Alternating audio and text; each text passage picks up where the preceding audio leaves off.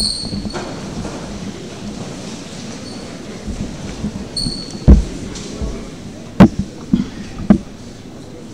President of the Academy, past presidents, vice presidents, fellows of the Academy, Your Excellencies, distinguished guests, students, ladies and gentlemen.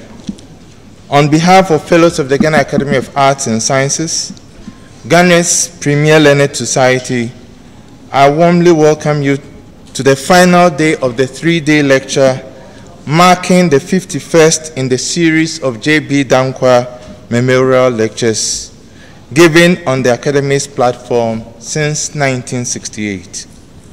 The J.B. Danquah Memorial Lecture Series was instituted in 1968 in memory of a foundation member of the Academy, Dr. Joseph Boachi Danquah.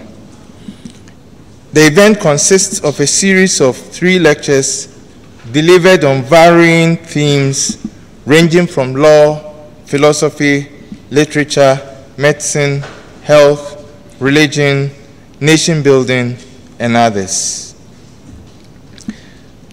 The theme for the lecture series for this week is and has been Women in History, the Case of Ghana, Pre-Colonial, Colonial, and Post-Colonial, to be addressed by a distinguished fellow of the Academy who will be introduced shortly. On behalf of the Academy, we publicly acknowledge the following sponsors who have donated generously towards this event: the National Petroleum Authority, Star Ghana, Ghana Investment Promotion Center, Petroleum Commission, and the African Regent Hotel. They deserve a clap. Thank you very much for the sponsorship. Today's event is going to be slightly different from the previous days. The chairman would explain how it's going to be. So get ready to be treated differently from the other 2 presentations. I'm sure it's going to be a novelty. The chairman of today's event is Professor Isabella Kwachi. She is a professor of immunology and parasitology and the foundation dean of the School of Public Health, College of Health Sciences, University of Ghana. She, in 2014, was a laureate of the prestigious African Union Kwame Nkrumah Award for Women in Science. She is a fellow of the Academy and immediate past member of the Ghana Health Service Council. She is currently the chair of the Ghana Malaria Vaccine Technical Working Group. She completed her PhD in immunoparasitology at the London School of Hygiene and Tropical Medicine, University of London, England in 1980. She returned to the University of Ghana Medical School, Department of Hematology, as a lecturer in immunology, and later established the immunology unit at the Noguchi Memorial Institute for Medical Research, University of Ghana, from 1980 to 1983. From June 1983 to 1990, she joined an international research team to conduct malaria vaccine development research. She moved to Georgetown University from 1990 to 2001, from where she joined the University of Ghana as a professor of immunology and parasitology. Shall we please welcome the chairman for this occasion?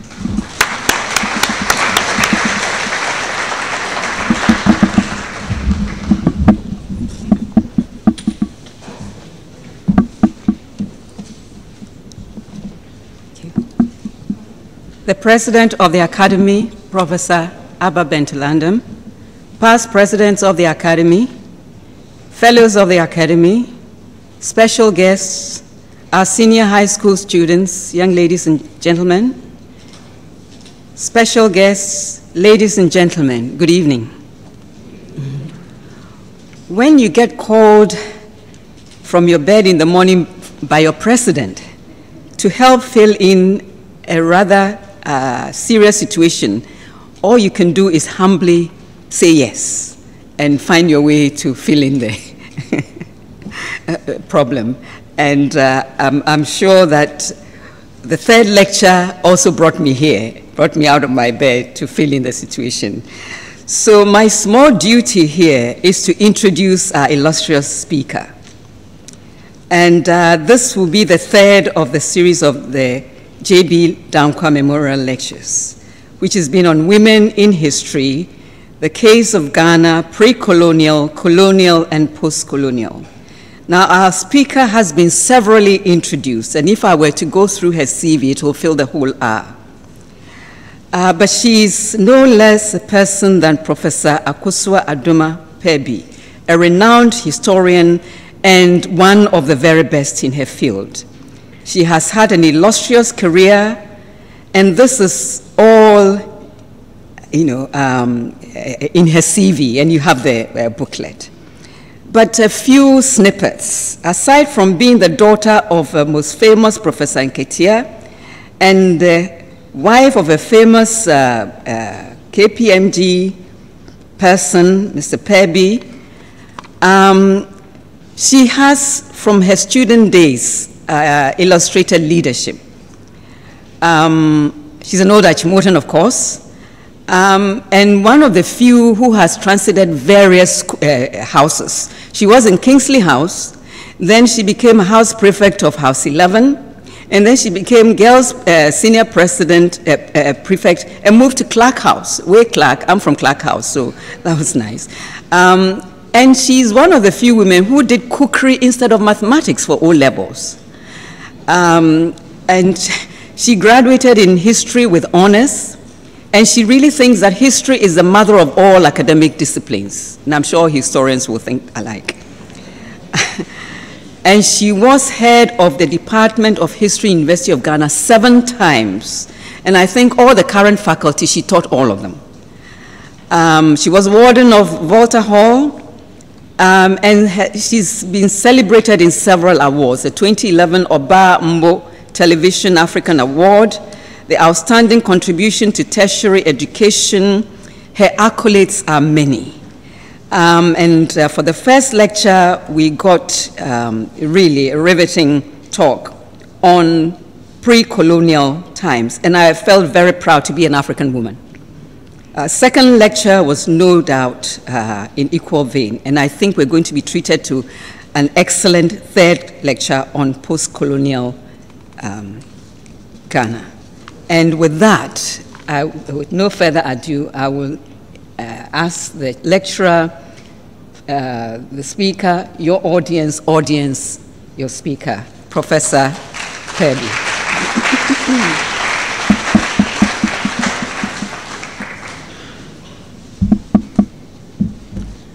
Good evening, distinguished ladies and gentlemen.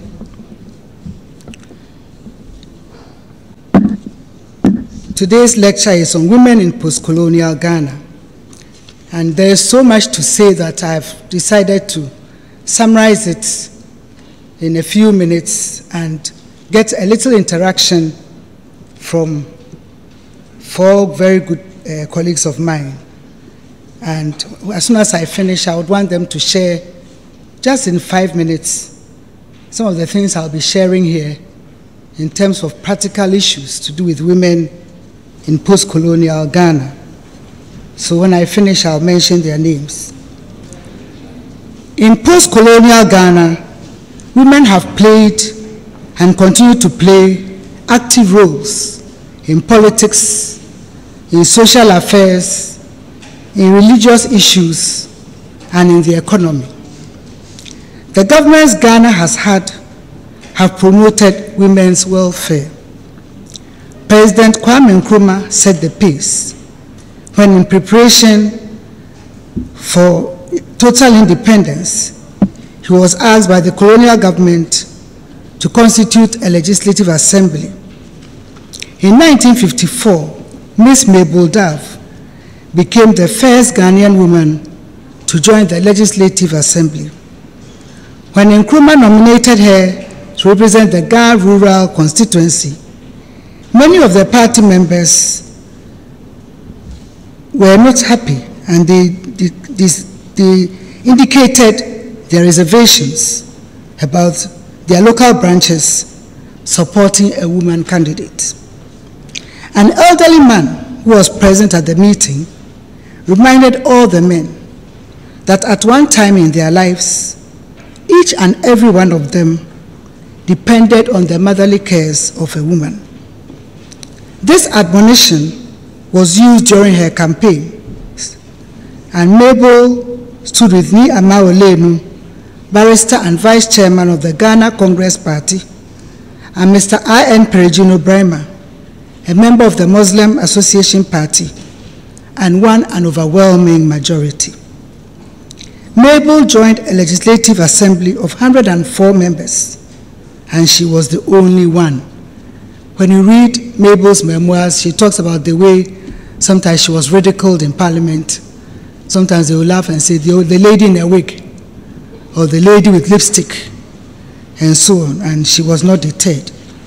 It reminds me of Hawa Yakubu Ogende when she became the sole opposition member in Parliament some years ago, and people called her the Iron Woman. So history repeats itself. So Mabel was the only woman among 104 members in the Legislative Assembly. An elated Nkrumah, filled with great happiness, delivered the following speech at the Broadcasting House in Accra in 1954. To my countrywomen, I say a special word. The election of your first woman member to the Legislative Assembly fills me with hope for your achievement. I trust you will take an ever-increasing interest in the conduct of our affairs. And I recall with pride the words of Agri: educate the woman, and you educate a family. Incidentally, at one time, Mabel Dove was also a close pal of Dr. J.B. Danquah. Women played important roles in the Convention People's Party by endorsing and financing candidates. Some were women organizers and campaigners. Documentary and oral tradition mention the encouragement Nkrumah gave to women. The CPP reiterated the importance of women in the country's reconstruction and made it clear that it stood for complete equality between both sexes. Some women composed songs to cheer the president. Nkrumah also nominated women to represent the party in some of the regions, and this was highly appreciated by them. An examination of the parliamentary debates from 1960 to 1965 shows that women members of parliament stood for the cause of Ghanaian women in agriculture, health, education, and employment. In post-colonial Ghana, the doors of the government service, which were closed to women who aspired to work in the administrative class, were flung wide open for suitably qualified women. Yesterday we learned about the way the British colonial government was so harsh on women and didn't allow them the prestigious sections in the colonial service, and asked the women to resign when they married or got pregnant, and told them in no uncertain terms that there was no guarantee that after they had had their babies, they would come back and find their jobs waiting for them. Colonial was very harsh on women, but we find a difference in post-colonial Ghana, where the doors of the government service were flung wide open for suitably qualified women. In 1978, Mrs. Irene Wontumi, who was the first Ghanaian woman to be recruited into the administrative class of the government service, related that women in Ghana could be found in various sections of the service as lawyers, welfare officers, agriculturalists, veterinary surgeons, home economists, and in the health sector as doctors, pharmacists, nurses, radiographers, laboratory technologists, and so on. In the work section, women were architects, planners, and architectural draftswomen. They were in the education service and the secretarial field. This was unheard of during the colonial period, so this was really revolutionary in the post-colonial setting. In the traditional setting, women reasserted their rightful place in the political arena. They continued to play the role of queens, elders, and advisors.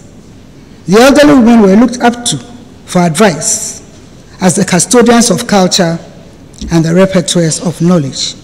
And we learned this during the first day of the lecture, looking at the pre-colonial period, the important roles women played under the political, judicial, and cultural systems of Ghana, and the importance of the queen nominating the chief, advising the chief, and sitting on his left whenever they sat in state or in the public.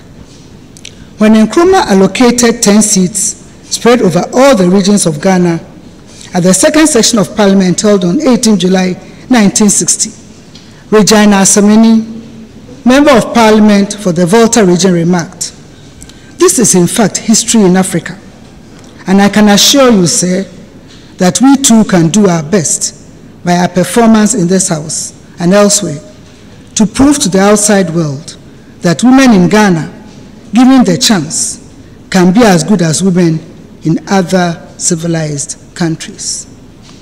Between 1960 and 1966, women in Ghana served not only as members of parliament, but as ministers, district commissioners, and councillors.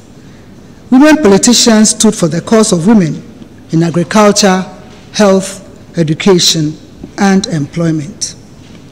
In Dr. K. Buzia's government of 1969, out of a parliament of 140 members, there were 2 women. So one 1954, 2 1969. In Dr. Hilaire Liman's government of 1979, there were 5 women out of 140 members. In the government of President Jerry John Rawlings from 1992 to 1996, women served as parliamentarians and ministers. In 1996, there were 8 ministers, 16 women in parliament out of 200 and 2 women in the Council of State. In December 2000, there were 19 women and 181 men in parliament. There were 2 women and 8 men as regional ministers. There were 2 women cabinet ministers and 17 men cabinet ministers. There were also 2 women deputy ministers and 26 men deputy cabinet ministers. Dr. Buzia is remembered by retired women in the civil service for instituting 3 months maternity leave with pay. Yesterday, I talked about the colonial.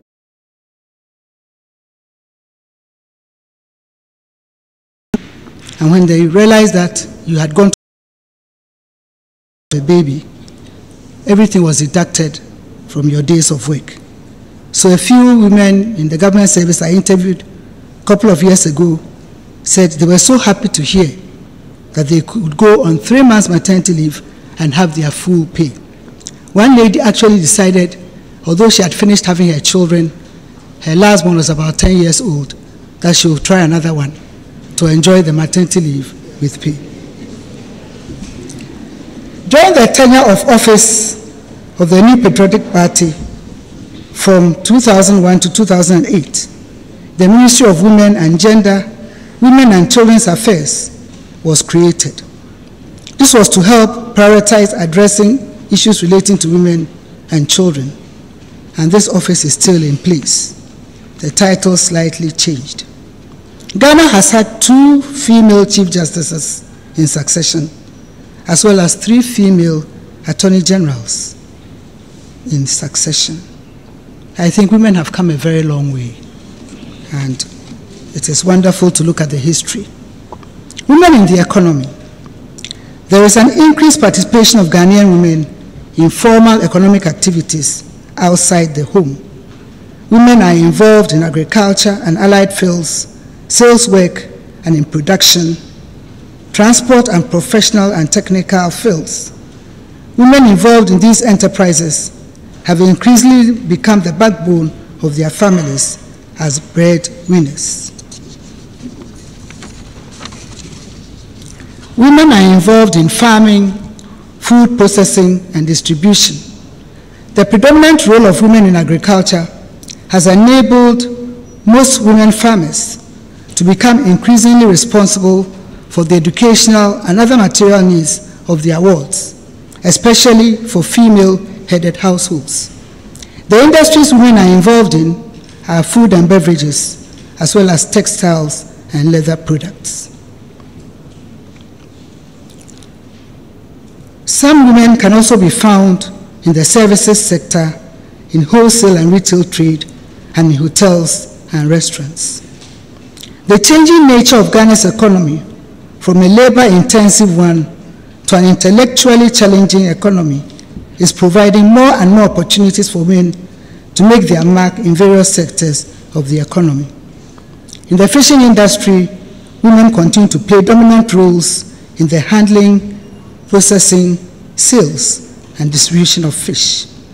In the art and craft industry, pottery manufacturing, bead making, and so on continue to be handled by women.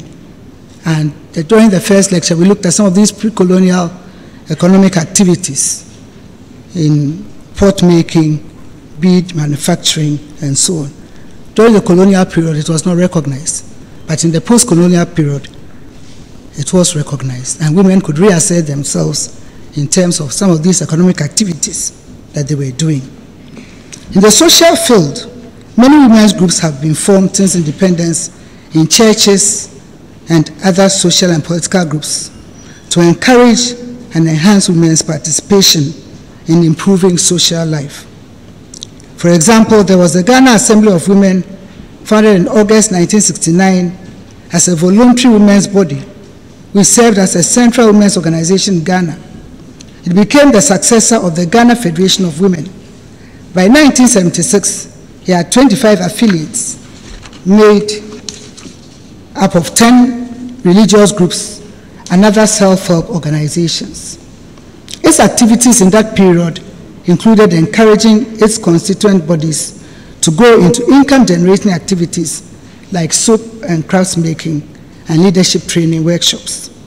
There were also professional women's groups like the Ghana Business and Professional Women's Association, the Ghana branch of the International Federation of Women Lawyers, and the Zonta Club. Following the International Women's Year, a statutory body, the National Council on Women and Development, NCWD, was set up by the ruling National Redemption Council. It was in response to a United Nations resolution calling on member states to establish the appropriate government machinery to accelerate the integration of women on grounds of sex. The NRC decree establishing the NCWD gave this new body advisory and research functions, as well as a liaison role between government and national and international organizations. Mention must also be made of the 31st December Women's Movement, which stated as its first objective the mobilization of women to participate actively in the revolutionary process, contribute towards national reconstruction, and fight for complete change in the social and economic conditions of women. The regulations set out areas of interest, literacy campaigns, economic ventures, social services, educational programs, protective legislation, and abolition of discriminating laws. Formal education. The past two lectures have given detailed account of this, so I've summarized it for the post-colonial period by indicating that in the field of education, women have had increasing opportunity of distinguishing themselves and considerably impacting the wider society. I'm sure many of us can attest to the impact of female teachers in our upbringing and training. The working conditions in terms of favorable hours have enabled many women to combine home life with their official duties. In the universities and other higher education institutions, the female population is soaring high. Women have ventured into areas like engineering, medicine, law, accounting, aviation, etc., which hitherto were the preserve of men. In the security services, in the military, immigration, and police services, the increasing number of women and its corresponding increase in high positions attest to positive changes that have occurred in post-colonial Ghana. I would want to say in conclusion that in post-colonial Ghana, the sky is the limit to what a woman can aspire to and achieve. It was not like that during the colonial period or the pre-colonial period. On day one of the lecture series, I looked at women's role during the pre-colonial period, which were reflected in the political, military, social, religious, and economic fields. Day two brought out the harsh conditions women faced during the British colonial period. Women were not expected to be in the forefront of affairs, and the conditions for employment of women in the government service were very harsh. Today's lecture has given an insight into the positive changes that have occurred in all fields of endeavor. That is not to say that there does not exist prejudice and discrimination in certain areas of life, but it is quite timely to say that the atmosphere is very positive, and it's also true to say that the atmosphere is very positive and exhilarating, and one can comfortably look forward to even better days ahead. Thank you.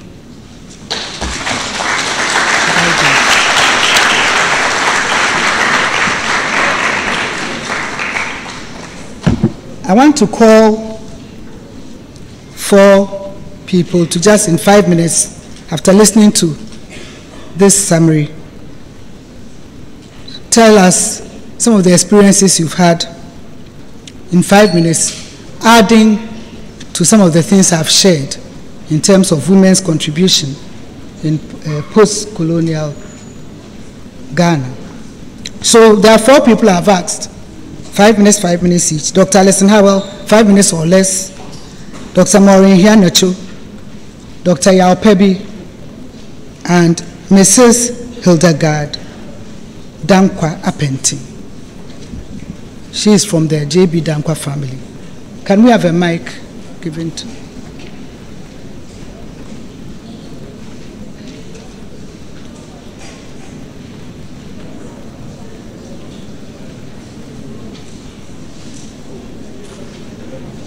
Okay. As others are surprised, so I was surprised. Last week, Professor Perbi was the guest of honor at a book launch, and the book was entitled, "Women Do More Work Than Men."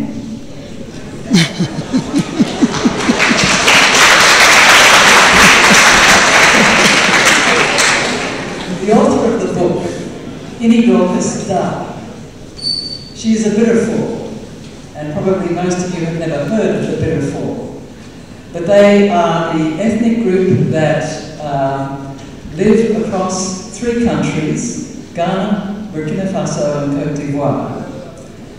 And the book is a study of women's contribution to the growth of the church among the Bidderford.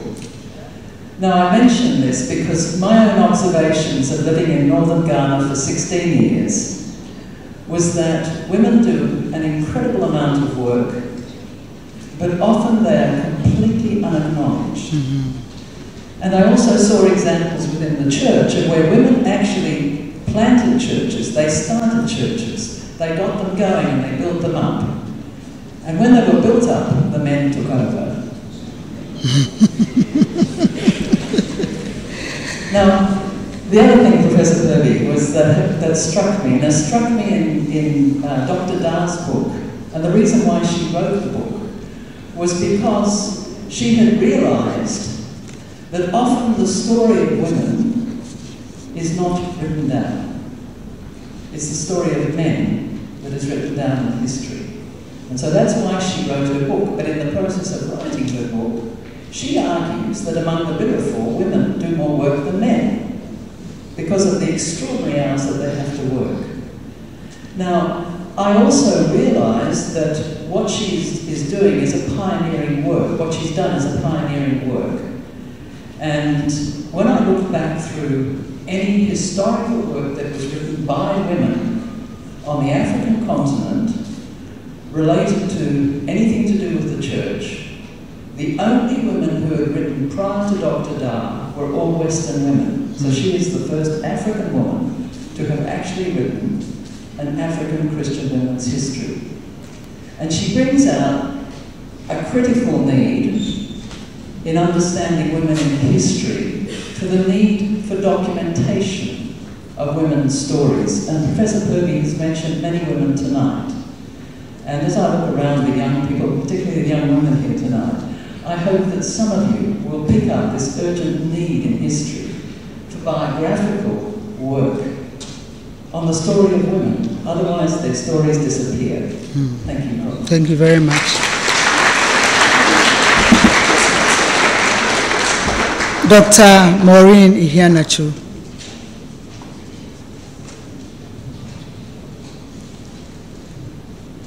Thank you so much for the expose on women that we've had this week.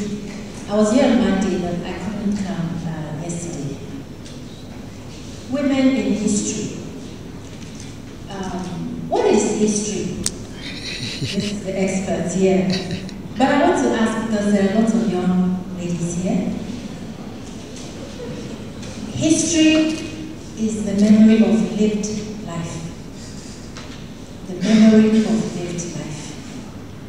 So women in history is not only about women who have lived and died and have been forgotten, but there are women who are alive today, you, women in history. Because we are in history. History is like a river that is flowing, and depending on where you step into it, you become a part of it. So right now you're in history. You are young women in history. I used to be young once. I was struck by the dates when these lectures started, Madam Chair. 1968, I was 10 years old in the embattled Republic of Biafra. It's been in the news lately. I was in history, but I didn't know it. But now I look back, and that is part of my history. Just like today is part of your history, our history. So women in history include women who are here this evening. I don't mean just historians, like our eminent professor. We are all historians in one aspect or the other. And as Professor Howard has said, she took the wind out of my sail. You can be recorders of history. You can write your own history. You can keep account of what's happening in your school, what's happening in Ghana today, so that some years from now you can tell your children, when I was this age, that age in school, this was what was happening. That is history. So you have a role to play. You won't be given any opportunity to ask questions, but I do hope and pray that the questions are there all the same. You must ask them. Nobody else will ask those questions except you. You heard the title of the book, Women Work Harder, More Than Men? Yes. Is that true for you? Do you think?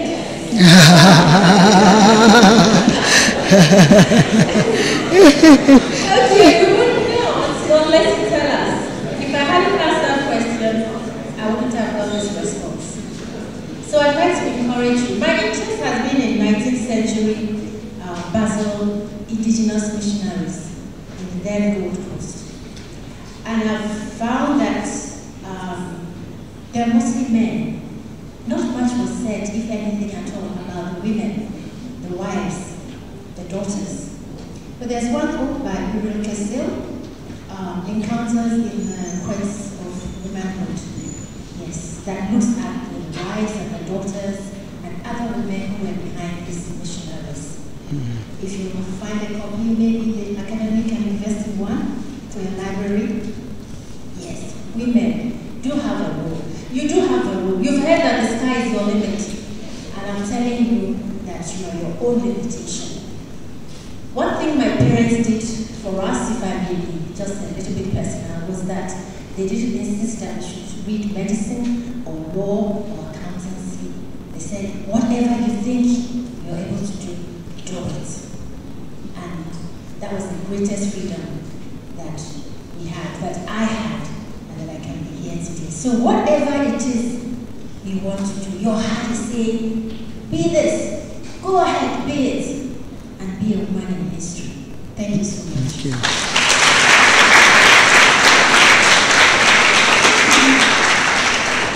Thank you very much. I'm doing gender balance. Yes, there was 4 women were chosen and they were feeling bad for the men, so they threw me in there to represent the men. Well, I have a few comments to make. First of all, I've been very impressed by the fact that there seems to be something in us as Ghanaians that makes us value women. Such that pre-colonial, we were valuing women.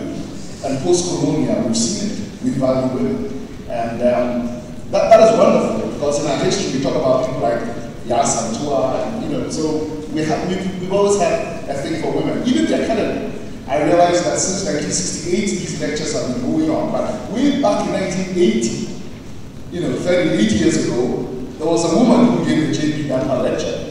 However, you are only the 3rd woman in 50 years to be doing this J.P. Danquah lectures. Wow. So we do well, but we can do better. That's what I see from that. I'm speaking from a generation,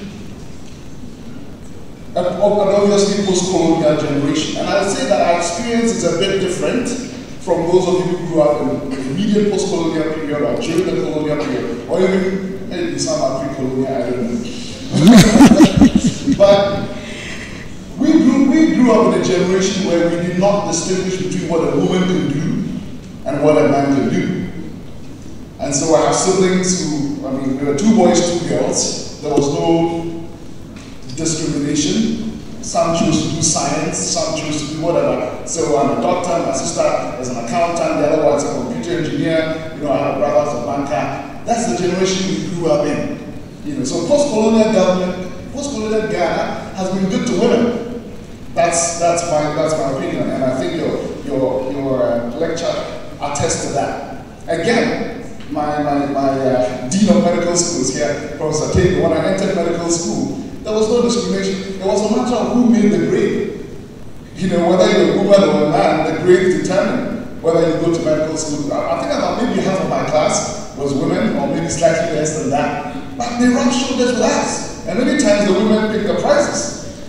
So we've had a very different experience, as post-colonial Ghanaians, and it's been good for women. But having said that, it is in my era that there was all this push for the girl child. And it's gone well.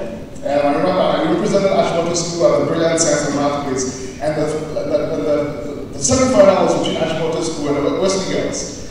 And everybody, including the cameramen, were rooting for Wesley Girls. Right? It's just the thing, send your girl child to school, and all of that has been necessary to raise women up. But I think it's very important we don't overdo it, in the sense that now the boy child is suffering. I can tell you that there are a lot of boys who have issues with self-confidence. There are a lot of boys who are not doing well because we pick one end and we are dropping the other end. And I think that those of us who have the privilege of going to Ashwater School, like our guest speaker, this is what Kweji Adri, although he talked about if you educate a woman, you educate a family, Kweji Adri and Fraser, the governor of Dutchesburg, are the same ones who came together and said, let's start a co-ed school. And if you're not Achimota, so you may not understand, the symbol of Achimota is the keyboard. And I think we need to remember that, because the whole idea is you cannot play the keyboard with just the black keys. You can, if you song like that, you can play with just the keyboard, all right, just the black keys. But for most music, if you want to do a symphony, you want to do a serious work of Bach or Beethoven, you need both the black and the white keys. And this is not just talking about race, it's talking about gender as well. And so I'm excited that women are doing better in the post-colonial era, but I pray that we don't swing to the other extreme and then drop them in, and then the next thing you know, the next century, we'll be saying, send your boy child to school. All right, we need a fair balance in this. Before I sit down, I just want to say that if you notice from the lecture as well, I picked that up. My mentor John Maxwell always says, everything rises and falls on leadership. And we saw that in the history that we mentioned. So that in Panikuma pushed with the women's agenda, and we saw it work. We saw it with the president who decided women should have 3 months maternity leave, and it became law. And we've seen the president before starting a whole ministry just for women. So everything rises and falls on leadership, including in our homes. And I want to honor my father, because a lot of people don't know what it takes for my mother to stand there and give this lecture, because it's a man that empowers women, my mother and my sisters. Again, it's leadership in the home. I have the privilege of typing a lot of my mother's PhD thesis, so I already have a PhD. But again, it's leadership in the home. I'm trying to do the same thing in my home. My children don't distinguish between what a man can do and what a woman can do. And those of us who use the Bible to bash women, we're making a big mistake, because then you don't understand theology. My wife is a guy, and one of the things I love about the GAAS, I think, and I've lived in many places in the world, I've traveled to many countries, I think the GAAS are one of those that have the best picture of God. You know what GAAS called God? Atana na nyumo. Father, Mother, God. And that is the balance of the keyboard that I'm talking about. Thank you.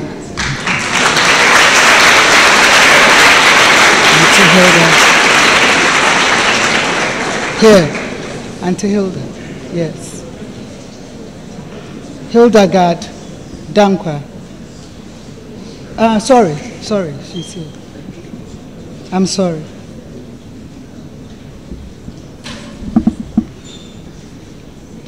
Mrs. Hildegard Danquah Appenting.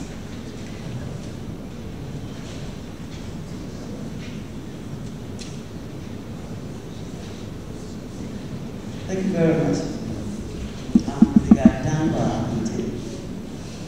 Giving the opportunity and honor to say something short about Dr. J.B. Danquah, who's been dead for a century. It's a difficult task. But I'll try and gather some good days, bad days, a few family whatever, and run through it. Thanks for your help. With this busy life and style of profession, people might have thought that we didn't have an ample time for children, family, and others. But on the contrary, we were so concerned about the upbringing of his nephews, nieces, some of difficulty differentiating who fell into which category. Was a disciplinarian, of course, and a traditionalist. Even though the general public perceived him as a lover of books and the likes, he had so much time to give audience to his case that we used to wonder how he managed his hectic political life career. Of course, at a given time, he had to suffer. When he's coming from campaign, the wind was not good. Foot must be where it was, getting onto the staircase. You so angry with himself, you might have well give way to traffic on the left, and you're right.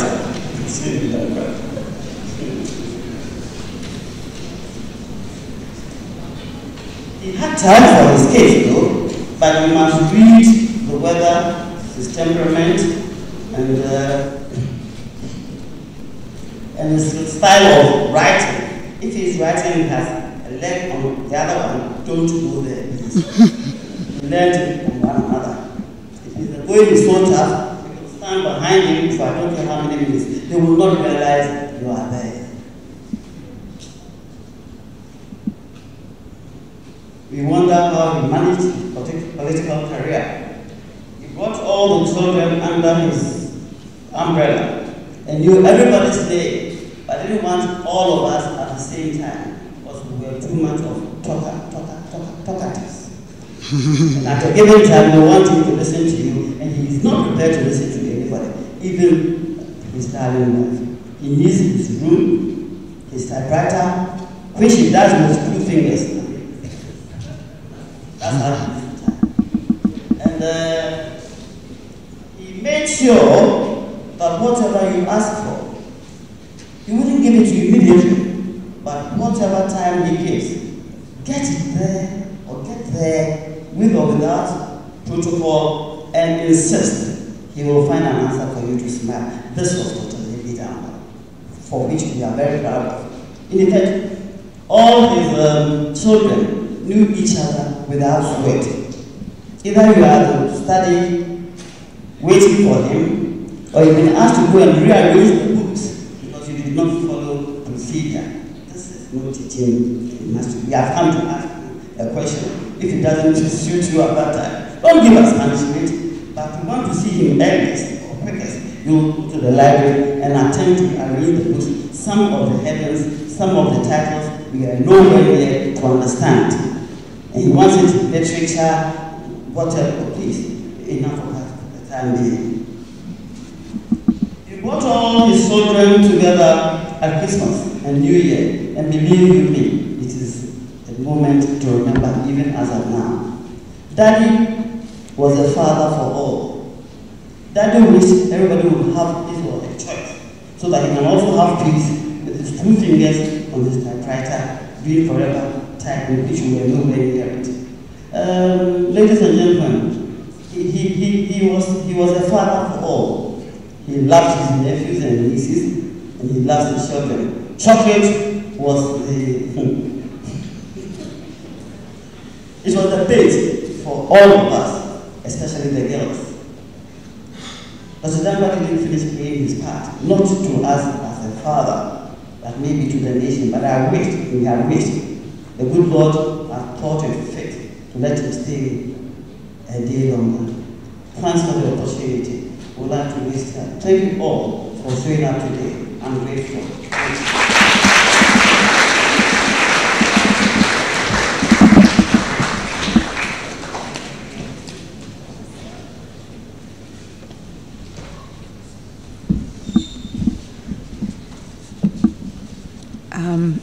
You must agree with me that we've had a riveting history lecture and more. It was a departure from the norm, but I think we've gotten a sense that women held sway before the colonial times. And in between, there were a few problems, but we are back on track. And I think we ought to give the speaker a good round of applause.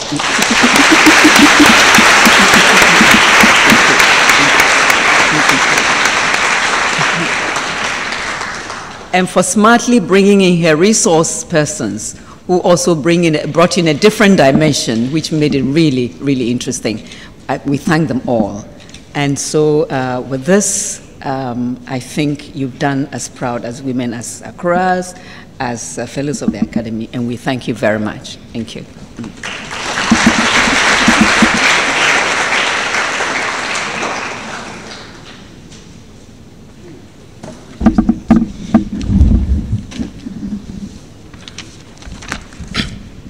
The President of the Academy, past presidents, vice presidents, fellows of the Academy, Your Excellencies, distinguished guests, students, ladies and gentlemen, we have come to almost to the end of today's session and the 3-day session.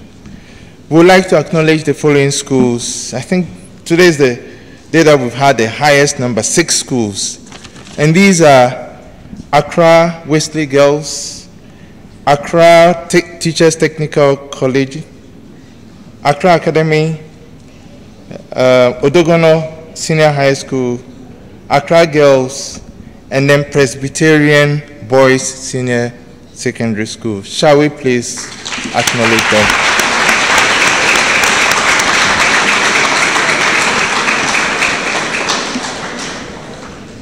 I'm sure the girls have been empowered to go out there and do exploits. And I believe that this is a lesson that I think should stay with you for the rest of your lives. When the boys are trying to show off, you tell them that you've been empowered. We would please have refreshment after this, immediately after the announcement in the gardens out there. Fellows will meet in the usual place. Shall we please rise as we have the party up here? Okay. Thank you very much.